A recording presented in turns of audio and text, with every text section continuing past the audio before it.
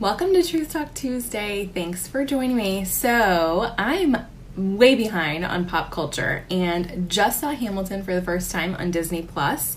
I was not one of the lucky many to score a high-priced ticket to see it in the theater, but we watched it over the weekend. It took us 3 nights to watch because it's so long, and I really never understood like all the hoopla and the excitement around this musical and why people were willing to pay $1,000 a ticket to see it, but it was incredible, and I watched it on a TV screen. It was incredible.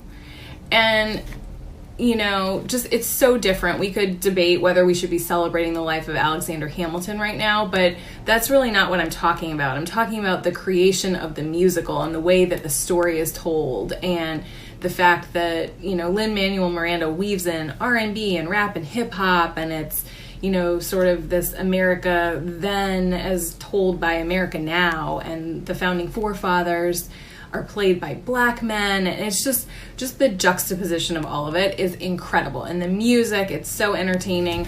And so while I was watching, I became sort of obsessed with researching Lin-Manuel Miranda. I wanted to know his story. I wanted to know the process behind the creation.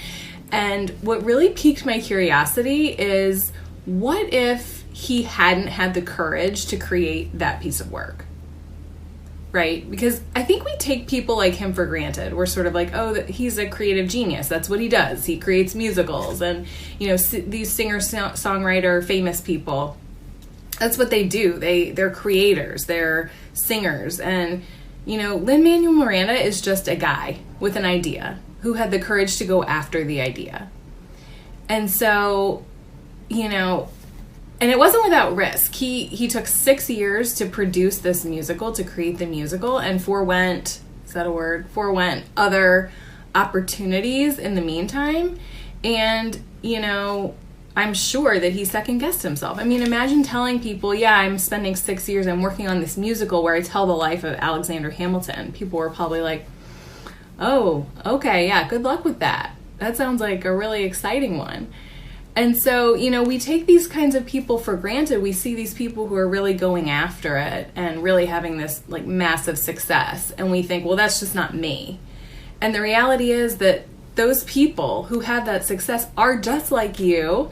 They just had the courage to go after, to believe in themselves, and also to go after whatever the idea is, whatever their truth is, whatever their genius is.